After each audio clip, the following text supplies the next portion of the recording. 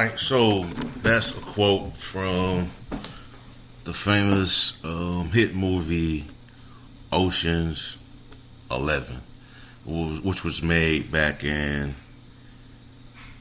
2001, my bad. And I'm making it as making it as a reference to what is going on with the Brooklyn Nets in regards to the team continuing to stock arms in the Eastern Conference for a possible run-in with in the NBA Finals with teams such as the LA Lakers, LA Clippers, whoever the West brings, whoever represents the West once the finals come around. But let me just kick it off by saying I'm Derek Branch. This is Derek Branch of Strike7Sports.com. I know it's been a while since I've done a podcast, but I'm back. I'm back on the scene. I finally got a chance to do one. Been a while. I've been a while since I did one. I think the last one I did was like in mid-November, late November. So I'm back, and I just had a lot going on and things coming up, school and all, trying to finish my journalism degree. Get things done, putting out content.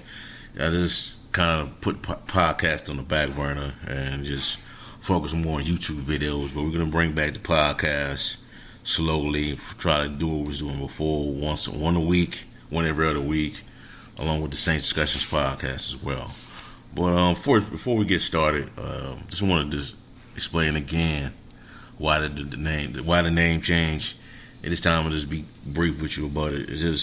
It's future references and just lesson learned.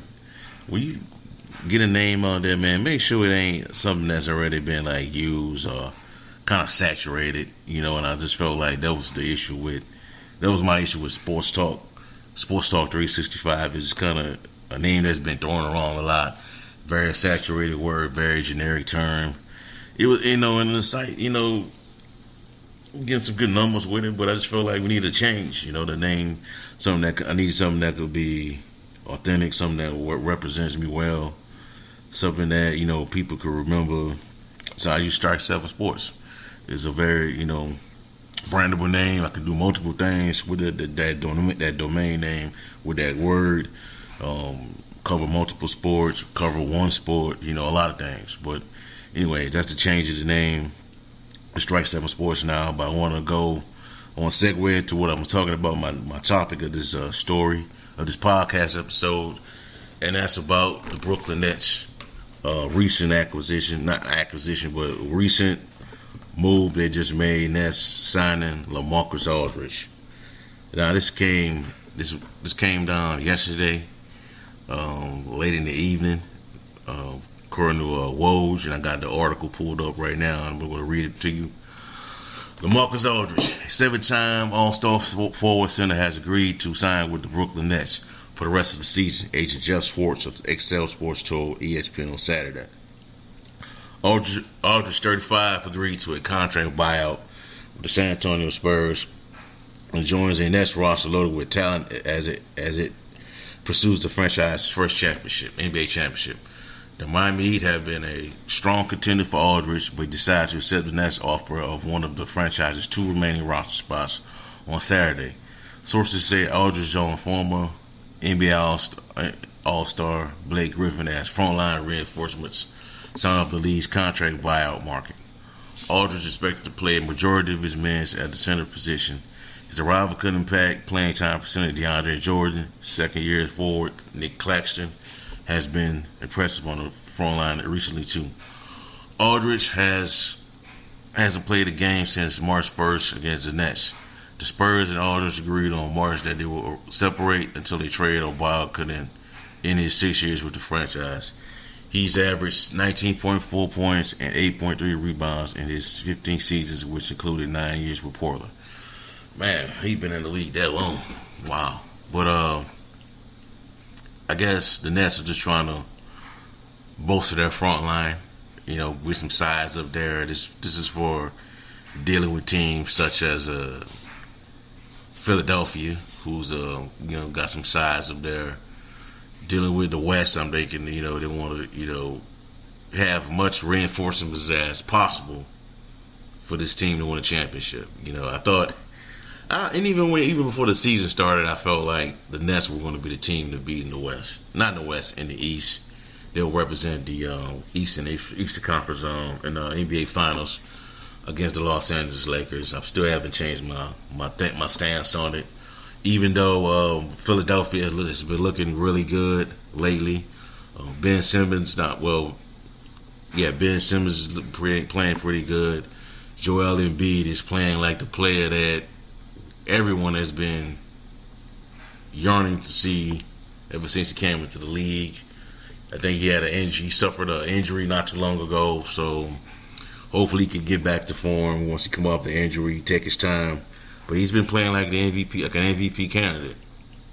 However, with these Brooklyn Nets, man, they just keep getting better. They keep adding pieces to the roster, and this is not what they're doing. They're winning without Kevin Durant in the lineup. Or Kyrie in some moments. They have imagine if they had Spencer Dinwiddie. He missed the season. He was lost for the remaining of the season before the year even kicked off for the NBA. But if they had Spencer Dinwiddie, Kyrie Irving, Kevin Durant, Blake Griffin, DeAndre Jordan, man, imagine how dangerous they would have been. More dangerous they would be. Dangerous they would be in the Eastern Conference. But they have right now the starting lineup looks like this. Let me see. Starting lineup for Nets, they have James Harden, Kyrie Irving, who's out. I think he's starting to miss some games again because of the personal matter. Joe Harris, Kevin Durant, DeAndre Jordan. So Kevin Durant is out. He's out. So he's got Blake Griffin in his spot, but that's gonna be difficult to deal with, man. I hope Kevin Durant's injury isn't serious than what it is. Hopefully he can come back for the postseason. Has to get some playing time before the playoffs start, and be a part of this team once the postseason starts. But my thing is, how much help do the Brooklyn Nets need? You know what I mean? The Lakers, they got the size to deal with the Lakers.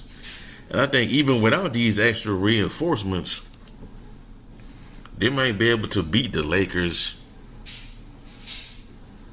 in their current situation, with the current version of the Lakers, with LeBron James, not 100% Anthony Davis, who I think should not come back until the postseason, and be at least 80 to 90%, 80 to 100%. Because if not, I don't think they can get out the West without AD and just LeBron. I just don't think so. Despite the talent they have, they got some good pieces in Dennis Schroeder, the guy who played in I'm getting old, man. The guy who played Montrezl Harrell, LeBron. They don't measure up against I don't think they measure up against the Jazz with that roster without AD in it, or with a not so healthy AD.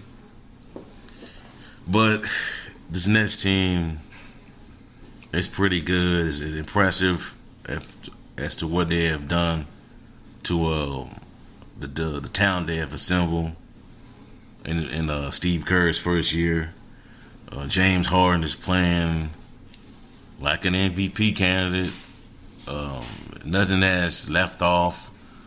Nothing has dropped off since he left Houston. If you want to call it a quarter, you call it quitting on his team. That's your opinion, but nothing has dropped off. His skill set, he still can do what he does. His weight magically disappeared ever since he joined the Brooklyn Nets. They have Kyrie Irving, you have Kevin Durant, DeAndre Jordan. They add Blake Griffin, who looks like I saw some highlights of him not too long ago. It looks like the Lob City Blake Griffin with Chris Paul. So it's gonna be difficult to beat this team. It's gonna be difficult, I I don't think they can. They got some veterans on this team. Now you adding LaMarcus Aldridge to the mix, who's gonna, I think, may take the starting center role from DeAndre Jordan, and that's because the scoring capability of what Aldridge can do. He's the more complete player, in my opinion, compared to DeAndre Jordan, who's more of a rim protector, not much of a scoring threat if you need him to be in that position, in that spot. And I think LaMarcus Aldridge is a little older than him, if I'm not mistaken, and I think he's the better. He could be the better fit compared to DeAndre Jordan. But yeah, DeAndre Jordan is 32, Marcus Aldridge 35. Been in the league. I mean, he's been in the league for a little bit, but you got Marcus Aldridge in that position. I would, it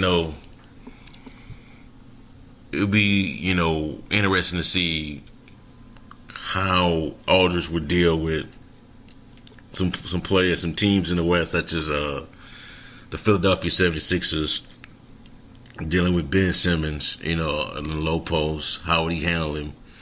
Just looking forward to seeing how that goes with this team.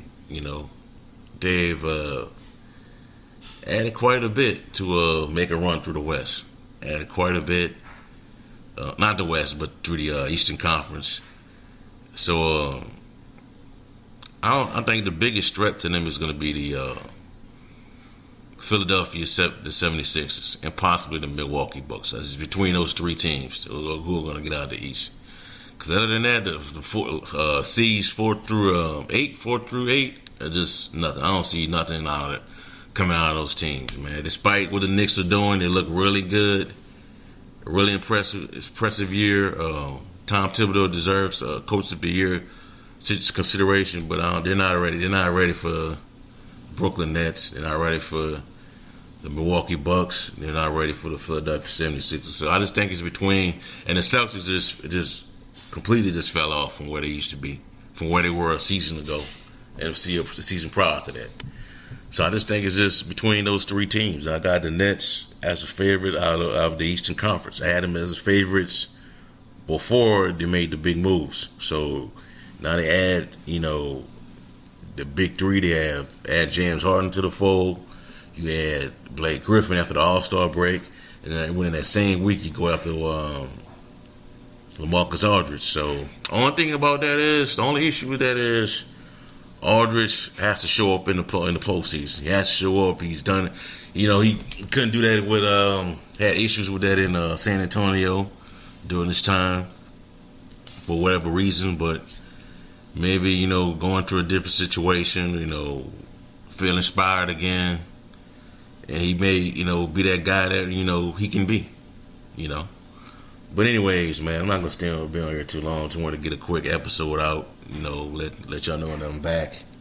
Let you know how I feel with what's going on with the podcast, the brand. So there it is. You have it. Strike 7 Sports, strike7sports.com, Strike 7 Podcast. Trying my goal is to do one of these every other week.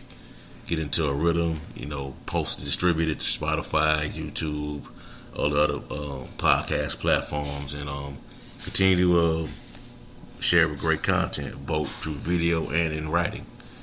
But that's all I have for y'all for right now, man. Give me a like, comment, subscribe to the channel. You can listen to it on YouTube or Spreaker. Do the same. Like, comment, give me a follow. Let me know how you feel about these moves. Do you feel like the LaMarcus Aldridge move was necessary for Brooklyn to make? Do you think they're the favorites out of the East right now?